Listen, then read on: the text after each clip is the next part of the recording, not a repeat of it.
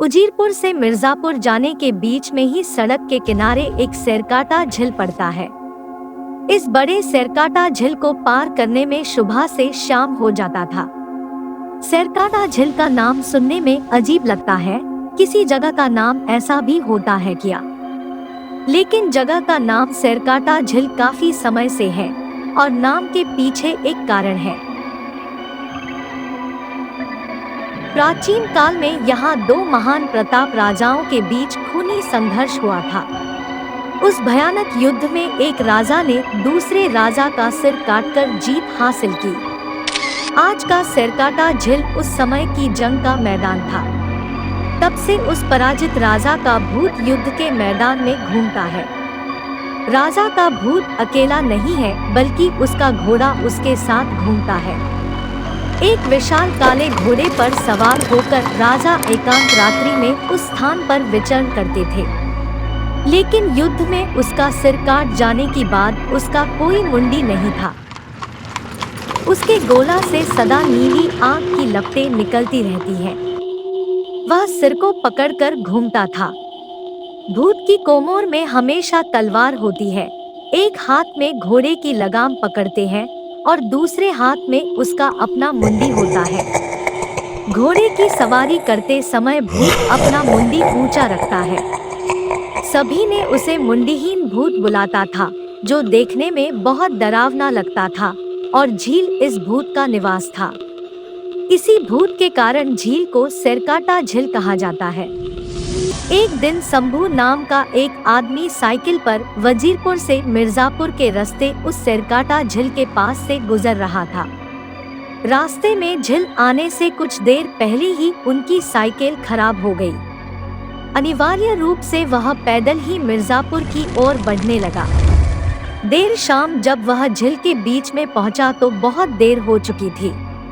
वह चलते चलते बहुत थक गया था, इसलिए उसने एक काटा हुआ पेड़ के ऊपर पर आराम करने का फैसला किया। बहुत दूर चलने के बाद मेरे पैर दुख रहे हैं। मैं सामने कटा हुआ पेड़ के ऊपर बैठ के थोड़ा आराम करेंगे, फिर चलूंगा। यह सोचकर वह पेड़ के ऊपर बैठ गया और आराम किया। बैठने के बाद दूर से भेड़िए का भयानक रोना सुनाई दिया।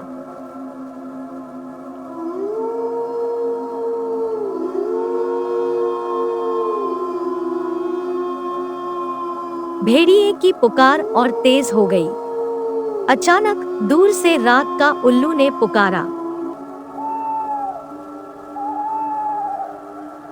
उसने उठकर टॉर्च जलाई और इधर-उधर देखा, पर उसे कुछ दिखाई नहीं दिया।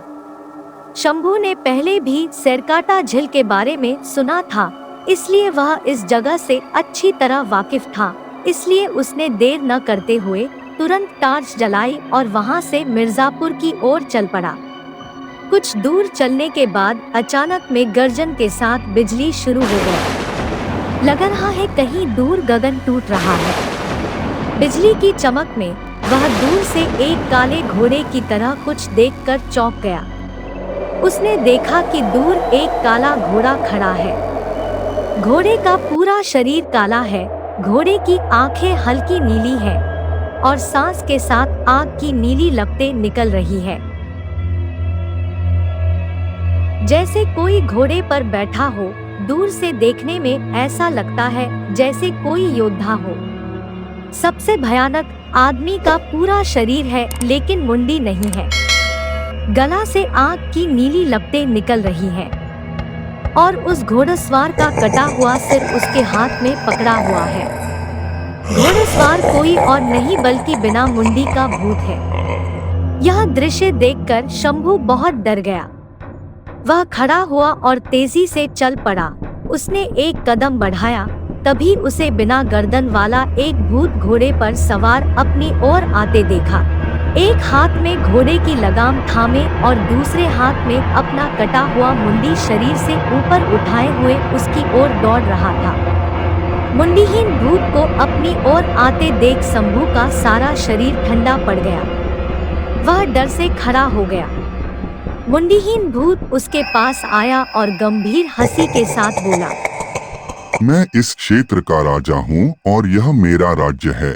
मुझे कोई प्रजा पसंद नहीं है, इसलिए मेरे राज्य में कोई प्रजा नहीं है। तुम कौन हो? तुम यहाँ क्यों आए हो? तब शंभु डर के मारे बोला,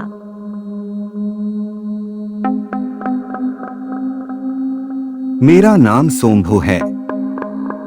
मैं मिर्जापुर जा रहा हूँ। मेरी साइकिल सड़क पर खराब हो गई है, इसलिए मुझे बहुत देर हो गई है। मैंने यहाँ आकर गलती की। मैं तुरंत निकल जा रहा हूँ।